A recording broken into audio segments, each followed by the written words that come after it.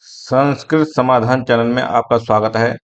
मैं सुरेंद्र कुमार एक बार फिर उपस्थित हूँ। दीपकम भाग 2 कक्षा 7 का पाठ 2 नित्यम पिबामः सुभाषित रसम का अभ्यास कार्य लेकर पाठ शुरू करते हैं। आज का विषय है हमारा अभ्यास कार्य। तो प्रश्न नंबर 1 है अधोलिखितानाम प्रश्नानाम उत्तराणि एक पदेन लिखन्तु।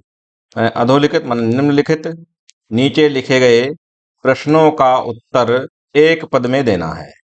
प्रश्न है नरः कतिभिः वकारैः पूजितः भवति। नरः माने मनुष्य कितने वकारों के द्वारा पूजित होता है। तो कितने वाह हैं? 5 प्रकार के वकार हैं। कितने? 5 वकार होते हैं, उनसे पूजित होता है। पुरुषेण अगला प्रश्न है पुरुषेण कति दोषा हातव्याः। पुरुष कितने दोष को त्याग देना चाहिए है? 6 दोषाः। षड दोषाः कितने? षड दोषाः। बुद्धि केन शुध्यति। बुद्धि केन माने किसके द्वारा, शुद्धित माने शोधित होती है, शुद्ध होती है। तो किसके द्वारा होती है? उत्तर है इसका ज्ञानेन। ज्ञान के द्वारा बुद्धि शुद्ध होती है। अगला प्रश्न है जल बिंदु निपातेन क्रमशः कः पूर्यते। जल बिंदु माने जल की बूंदों के निपातेन गिरने से क्रमशः कः माने कौन, पूर्यते माने पूरित होता है। कह रहे हैं जल की बूंदों के गिरने से क्रमशः कौन पूरित होता है। तो इसका उत्तर होगा घटः। क्या होगा? घटः। अगला प्रश्न है आलस्यम केषां महान रिपुः अस्ति। आलस्यम माने आलस्य को, केशाम माने किनका, महान रिपुः अस्ति महान रिपु है ये कहा गया है। तो किसका बताया गया है? मनुष्याणाम। इसका है मनुष्याणाम महान रिपुः माने आलस्य जो है मनुष्यों का सबसे बड़ा शत्रु है। अगला प्रश्न है निम्नलिखितानाम प्रश्नानाम उत्तराणि पूर्ण वाक्येन लिखन्तु। कहना है आगे जो प्रश्न आएंगे उनके उत्तरों को पूर्ण वाक्यों में लिखना है। ठीक है। नरः कथम पूजितो भवति। नर कैसा किस प्रकार से पूजित होता है। तो उसका उत्तराणि उत्तर है नरः वस्त्रेण वपुषा वाचा विद्यया विनयेन च युक्तो पूजितो भवति। कहने मनुष्य वस्त्रेण माने वस्त्र के द्वारा, वपुषा शरीर से, वाचा वाणी से, विद्या विद्या के द्वारा, विनयेन च और विनय किससे युक्त होता है। तो वो मनुष्य कैसा होता है? पूजित होता है। अगला प्रश्न है पुरुषेण के दोषा हतव्या। पुरुष के कौन से दोषों को छोड़ देना चाहिए पुरुष के द्वारा। तो क्या है? पुरुषेण निद्रा तंद्रा भयम क्रोधा आलस्यम दीर्घ सूत्रता च इति षड दोषा हातव्या। पुरुष के द्वारा निद्रा को, तंद्रा आलस्य को, सुस्ती को, भयम भय को, क्रोध को, आलस्यम आलस्य को और दीर्घ सूत्रता माने किसी समय को टालते रहना, इन 6 दोषों को हमेशा के लिए छोड़ देना चाहिए। अगला प्रश्न है कस्य बुद्धि विस्तारिता भवति। किसकी बुद्धि विस्तारित होती है। यह पठति, उत्तर है इसका यह पठति लिखति पश्यति परिपृच्छति पंडितान उपाश्रयति च तस्य बुद्धि विस्तारिता भवति। यह माने जो पठति माने पढ़ता है, लिखति लिखता है, पश्यति अच्छा देखता है, परिपृच्छति और प्रश्नों को पूछता है और पंडितान उपाश्रयति, पंडितान माने होता है विद्वानों का सत्संग करता है, उसकी बुद्धि विस्तारित होती है। ठीक। अगला प्रश्न है किम कृत्वा मनुष्य नावसीदति। क्या करके मनुष्य ना अवसीदति। नावसीदति माने मनुष्य को क्या करना चाहिए, कैसा करना होना चाहिए। तो है उद्यम कृत्वा मनुष्य नावसीदति। उद्यम करके मनुष्य किसी प्रकार का दुखी नहीं रहता है। व्यासस्य वचन द्वयम किम।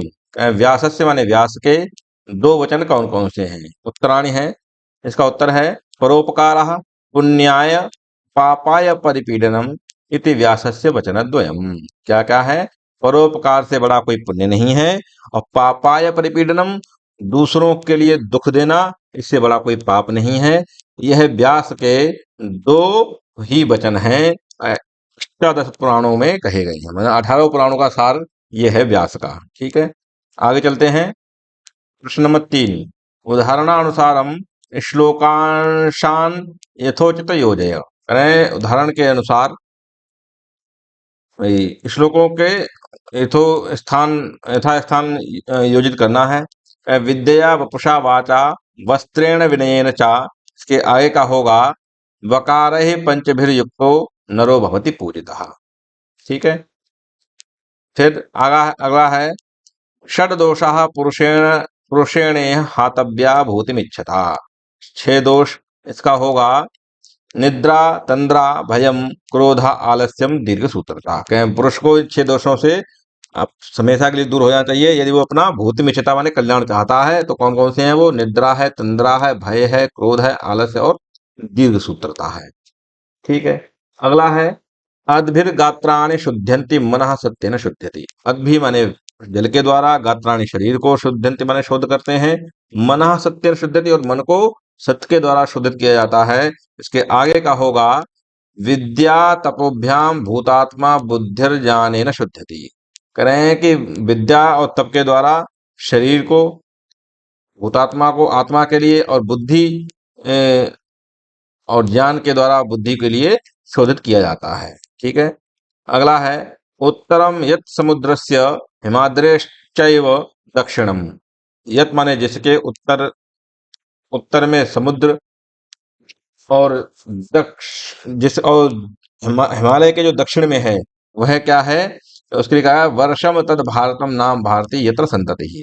करें कि उत्तर यत् समुद्रस्य, कि जिसके उत्तर में समुद्र है, और वह कैसा है कि हिमालय के दक्षिण में है वह जगह, वो क्या है कि वो भारतवर्ष है, और वहाँ की जो संतति है रहने वाली वह भारतीय है। ठीक है, अगला चलते हैं। जल बिंदु निपातेन क्रमशः पूर्यते घटा। जल बिंदु निपातेन गिरने से, जल के बूंदों के गिरने से, क्रमशः पूर्यते घटः क्रमशः घट पूरित हो जाता है।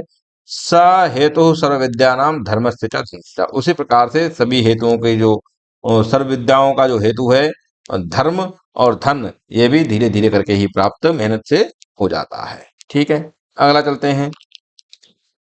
निम्नलिखितानां वाक्यानां समानार्थकान् श्लोकांशान् पाठात् चित्वा लिखन्तु। निम्नलिखित वाक्यों के समानार्थक श्लोकों के अंशों को पाठ से चुनकर लिखना है।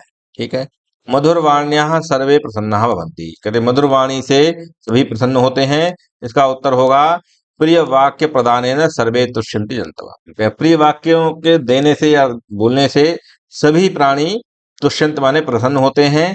ये पाठ से लिया गया था। ठीक है, आगे कहा परिश्रमेण तुल्यः बांधवः नास्ति। परिश्रमेण माने परिश्रम से, तुल्यः माने समान, परिश्रम के समान, बांधवः नास्ति माने बांधव नहीं है कोई। तो इसका उत्तर होगा नास्ति उद्यम समा बंधु। क्या है? नास्ति माने नहीं है, उद्यम समो माने उद्यम के समान, परिश्रम के समान कोई बंधु नहीं होता है। ये पाठ से लिया गया है। ठीक है, अगला है परोपकारेण मानवस्य पुण्यार्जनम भवति। परोपकार के द्वारा मानवस्य माने मानव का पुण्य अर्जन होता है। इसका उत्तर होगा परोपकाराय पुण्याय। परोपकार के द्वारा, परोपकार से बड़ा कोई पुण्य नहीं होता है, ये व्यास जी कहते हैं। और आगे है हिंद महासागरात हिमालय पर्यंतम भारतवर्षम। हिंद महासागर से हिमालय पर्यंत भारतवर्ष है। हिंद महासागरात, हिंद महासागर से हिमालय पर्यंतम, हिमालय तक फैला हुआ जो है वह क्या है? भारतवर्षम माने भारतवर्ष है। इसके लिए सूक्ति आई है वो है उत्तरम यत समुद्रस्य हिमाद्रेश्चैव दक्षिणम वर्षम तद नाम भारतम। क्या कहा? उत्तरम यत समुद्रस्य, जिसके उत्तर में क्या है? समुद्र है, और हिमाद्रेश्चैव दक्षिणम, और हिमालय से जो दक्षिण में स्थित है वर्षम तद भारतम, उस जगह का नाम भारत वर्ष है। ठीक है, आगे चलते हैं। अगला प्रश्न है अधोलिखितानां शब्दानां उदाहरण अनुसारम पर्याय पदानि लिखन्तु। करें कि जिस जो नीचे लिखे गए प्रश्न हैं उनके शब्दों का उदाहरण के अनुसार पर्याय पद लिखना है। कैसे? जिस प्रकार से दिया है वपुः, वपुः का जो पर्याय पद है वह है शरीरम। ठीक उसी प्रकार से जलम, जलम का है उदकम, लोचनम का है नेत्रम, धनम, लोचनम माने आंख और नेत्रम ये आंख है। धनम, धनम का पर्यायवाची शब्द है वित्तम, बुद्धि का पर्यायवाची शब्द है मतिहि और रिपुः का शब्द पर्यायवाची शब्द है शत्रुः। ठीक है, आगे चलते हैं प्रश्न नंबर 6 की ओर।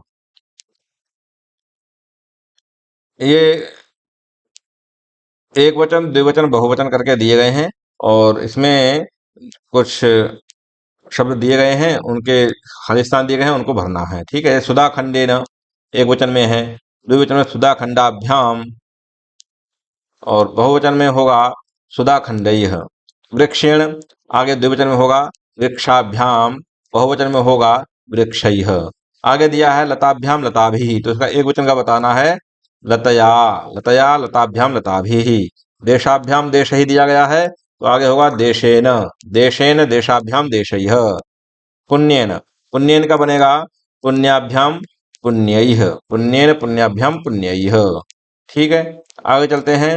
अच्छा, आगे और भी है विनयेन विनयाभ्याम विनयैः, विनयेन विनयाभ्याम विनयैः। अच्छा, आगे है प्रश्न नंबर 7, कोष्ठके पदानि विलिख्य सुभाषितम पूरयन्तु। कोष्ठक में कुछ पद लिखे गए हैं, इनको पूरित करने के एक पूरा वाक्य बनेगा, तो उनको लिखना है। जैसे उत्तरम यत्, आगे खाली स्थान है, उसमें आएगा समुद्रस्य, उत्तरम यत् समुद्रस्य हिमाद्रश्चैव दक्षिणम। ठीक है, आगे क्या है वर्षम तद भारतम नाम भारती यत्र संततिः। ठीक, इस प्रकार से ये बन गया पूरा श्लोक। उत्तरम यत् समुद्रस्य हिमाद्रश्चैव दक्षिणम वर्षम तद भारतम नाम भारती यत्र संततिः। ठीक है, आगे है प्रिय वाक्य प्रदानेन सर्वे तुष्यन्ति जन्तवः तस्मात् तदेव वक्तव्यम वचनेका दरिद्रता। क्या कहा, प्रिय वाक्य प्रदानेन, प्रिय वाक्य देने से सर्वे तुष्यन्ति माने सभी मनुष्य, सभी जंतव हमारे प्राणी क्या होते, प्रसन्न होते हैं। तस्मात, उस प्रकार से, तदेव उसी प्रकार की वाणी को बोलने में दरिद्रता भी क्या है, माने प्रिय वाक्य बोलने में ऐसी कौन सी हानि हो जाती है, इसका मतलब, इसका अर्थ ये है। ठीक है, आगे चलते हैं। प्रश्न नंबर 8 है उपर्युक्तानि सुभाषितानि पठित्वा रिक्त स्थानानि पूरयन्तु। कह रहे हैं कि उपर्युक्त सुभाषितों को पढ़ करके रिक्त स्थानों की पूर्ति करनी है। आलस्यम ही मनुष्याणाम शरीरस्थो, आगे आएगा महान रिपुः। आलस्यम ही मनुष्याणाम शरीरस्थो महान रिपुः। आलस्य ही मनुष्याणाम, मनुष्यों के शरीरस्थो, शरीर में स्थित महान शत्रु है। ठीक है, बचने का दरिद्रता, आगे डैश डैश दिया गया है, तो इसमें आएगा तस्मात् तदेव वक्तव्यम, उससे, उस प्रकार ही बोलने में, वचन माने उस प्रकार के शब्दों को या वचनों को बोलने में दरिद्रता ही क्या है। यहाँ पठति लिखति पश्यति, आगे है डैश डैश डैश, इसमें आएगा परिपृच्छति पिंडितान उपाश्रयति।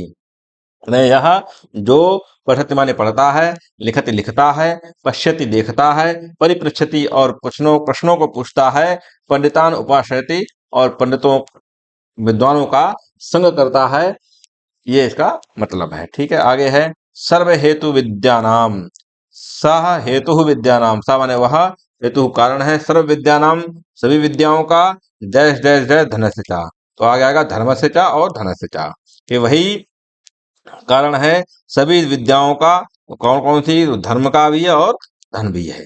ठीक है, डैश डैश डैश बुद्धिर ज्ञानेन शुद्धति, बुद्धि ज्ञानेन माने ज्ञान से शुद्ध होती है, तो कैसे, विद्या तपोभ्याम भूतात्मा, विद्या तपोभ्याम भूतात्मा, विद्या और तप से भूतात्मा माने आत्मा शुद्ध होती है, और बुद्धि के ज्ञान से, ज्ञान के द्वारा बुद्धि शुद्ध होती है। ठीक, तो आज का पाठ यहीं समाप्त करते हैं, अगले पाठ में मिलते हैं, तब तक के लिए नमस्कार। यदि हमारा कार्य आपको पसंद है और आपके लिए उपयुक्त है तो कृपया चैनल को सब्सक्राइब करें, शेयर करें। धन्यवाद, मिलते हैं अगले पाठ में, नमस्कार।